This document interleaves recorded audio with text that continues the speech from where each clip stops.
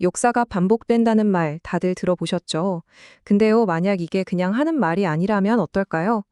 오늘은 제주 4.3과 광주 5.18, 이 두 비극적인 사건 안에 정말 놀랍도록 숨어 있는 어떤 반복되는 패턴에 대해서 한번 파헤쳐 보려고 합니다.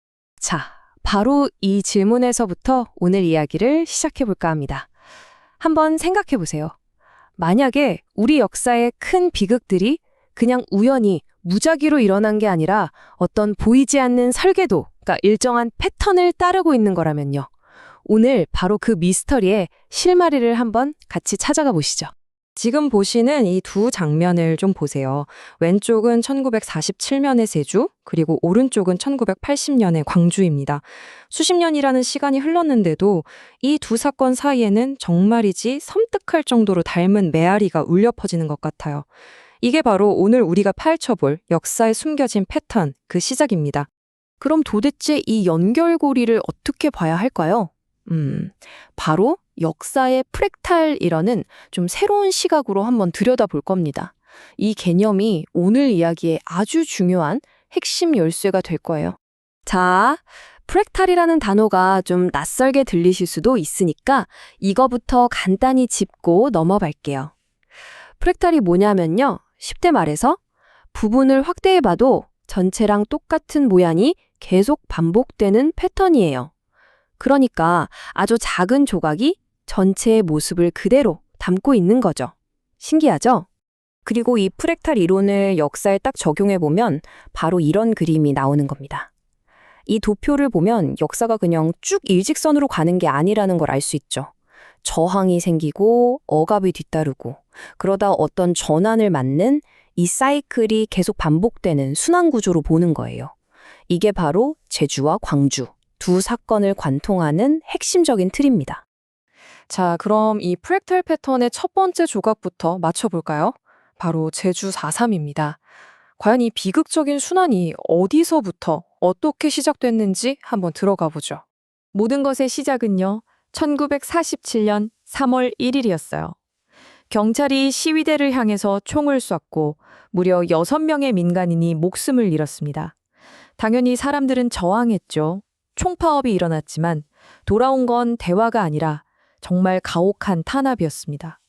결국 이 작은 불씨 하나가 걷잡을 수 없는 무장봉기로, 그리고 수년간 이어지는 피비린내 나는 진압으로 번지고 만 겁니다. 지금 이 사진을 보세요. 국가는 자국민의 저항을 막기 위해 경찰력을 넘어서 군대까지 동원한 겁니다. 대화가 아니라 총칼로 답한 거죠. 이게 바로 그 끔찍한 비극의 시작이었습니다. 그 대가는 정말 상상을 초월할 정도로 참혹했습니다. 희생자가 무려 3만 명에 달해요. 이게 어느 정도냐면 당시 제주도 인구의 거의 10%, 그러니까 10명 중 1명이 사라진 거나 마찬가지예요. 이 끔찍한 일이 7년 동안이나 계속됐고 이 진실이 세상에 알려지기까지 무려 54년이라는 강제로 침묵해야 했던 시간이 흘렀습니다. 그리고 약 30년의 시간이 흐릅니다. 과연 제주의 그 패턴은 어떻게 다시 나타났을까요? 네, 바로 두 번째 이야기, 광주 5.18입니다. 제주의 그 비극이 남긴 슬픈 메아리라고 할 수 있겠죠? 광주에서는 상황이 정말 눈 깜짝할 사이에 악화됐어요.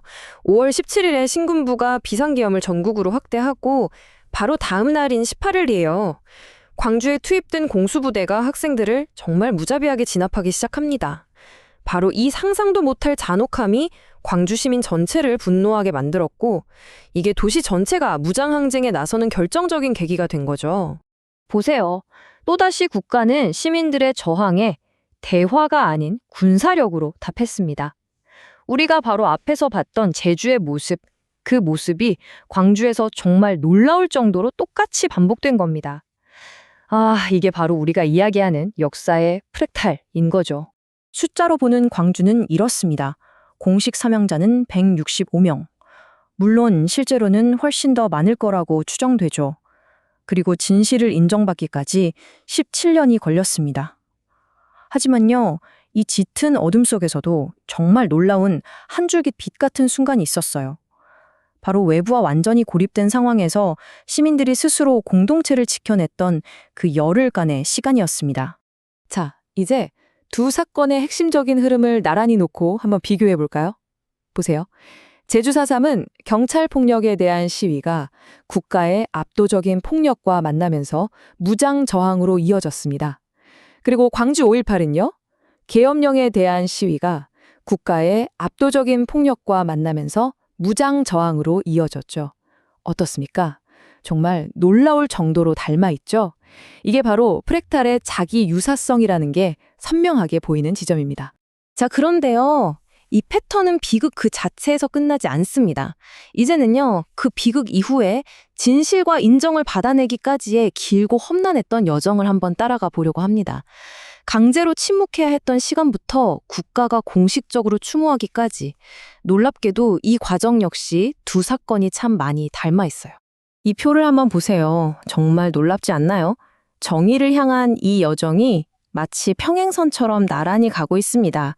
특별법이 만들어지고 대통령이 사과하고 국가 기념일로 지정되기까지.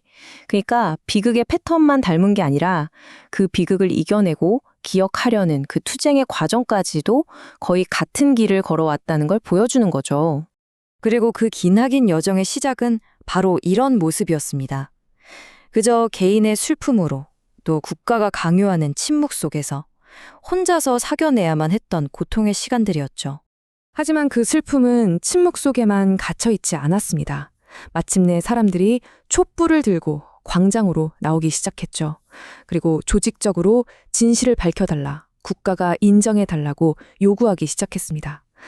흩어져 있던 개인의 슬픔들이 하나로 모여서 거대한 외침이 되는 바로 그 순간입니다. 그리고 그 길고 긴 투쟁의 마지막 단계는 바로 이런 영구적이고 공식적인 추모입니다. 여기 희생자들의 이름 하나하나가 새겨진 추모벽처럼 이 역사가 다시는 잊히지 않도록 만드는 것. 이것이 바로 그 기나긴 투쟁이 향했던 최종 목표였던 거죠. 자, 이렇게 우리는 역사가 어떻게 반복되는지 그 패턴을 쭉 확인해 봤습니다. 그렇다면 이걸 아는 게 지금을 살아가는 우리에게 과연 어떤 의미가 있는 걸까요?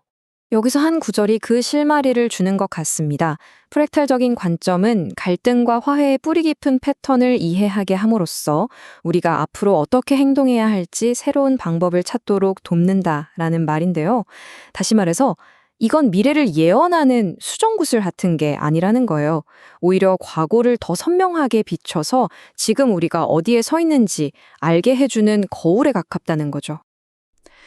그래서 오늘 이야기는 바로 이 질문을 여러분께 던지면서 마무리하려고 합니다. 만약 역사에 정말로 패턴이 존재한다면 과연 우리는 그 패턴을 깨고 다른 미래를 만들어갈 수 있을까요? 이 질문이 여러분 각자에게 깊은 생각을 남길 수 있기를 바랍니다.